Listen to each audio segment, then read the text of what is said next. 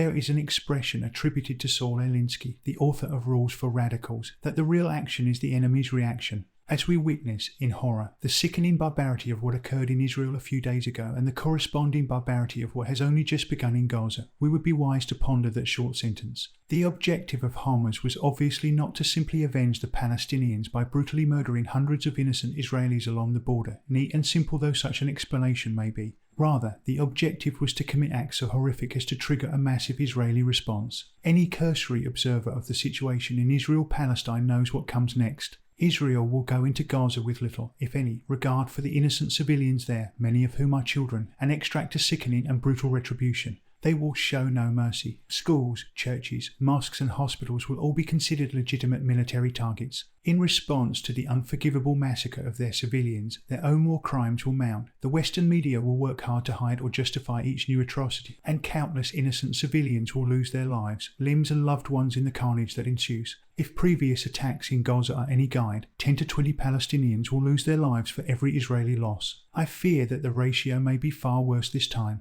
or completely predictable. So I say again, the real action, or rather objective, is the enemy's reaction. So why would Hamas do this when they knew the hell that would inevitably rain down upon them in the weeks that follow? Who ultimately benefits from such bloodshed and gut-wrenching barbarity? Is the objective to provoke such a brutal reaction from Israel that neighbouring countries will be drawn in, creating a wider war? Is Iran pulling the strings behind the scenes with a similar objective? Or perhaps the objective is to justify the long-promised war on Iran, with its vast oil and gas reserves long coveted by Western interests. Conversely, what about other ascendant global powers who may wish to see the US tied up in conflicts on one or even two fronts? These are all perfectly legitimate questions to ask, but there are other questions that require answers too. How is it possible that the most heavily surveilled and guarded border in the world could have been breached at over 15 locations by thousands of well-armed men? What about spies and informants within Gaza or the high-tech surveillance equipment trained on the area? And when the border was breached, where was the immediate and decisive security response? It seems inconceivable to me and many others, including ex-IDF members and intelligence personnel, that the security services could have been taken by surprise in the way that has been reported.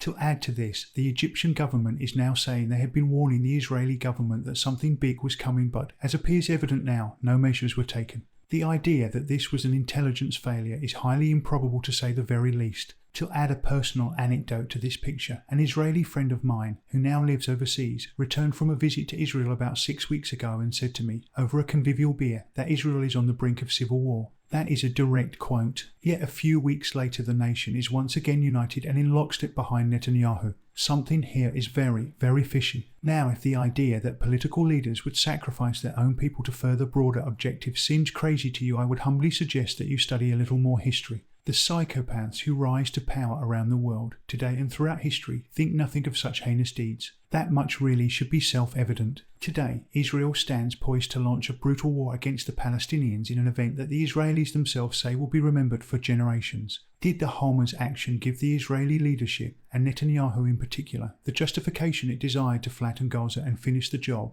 while simultaneously eliminating political challenges at home? Was it allowed to happen? Maybe. It's certainly a possibility worthy of consideration, but perhaps it goes deeper, further and darker than even that. As I have argued, it seems clear that the real action here was the enemy's reaction, but as common sense and the history of the region shows us, one action tends to beget a reaction which begets further reactions, on into a dizzying spiral of violence which, I hesitate to say, may engulf us all this time. So we really need to ask ourselves what is the ultimate reaction that was sought, the ultimate objective that lays at the end of the horrifying sequence that has just been set in motion. Is it the first-order effect of Israel's predictable response? Is it the second-order reaction of other states in the region joining the maelstrom? Is it third-order effects of the US coming to Israel's aid, or the realization of the neocons' feverish dreams to attack Iran? Or perhaps, unthinkably, the fourth-order effects of other global powers being drawn into a global conflagration? Once we shift our thinking beyond the neatly packaged good versus evil narratives on the evening news, it seems probable that beneath the surface there is a complex and toxic witch's brew of contradictory, aligned and intersecting incentives, objectives and agendas playing out before our deliberately blinkered eyes.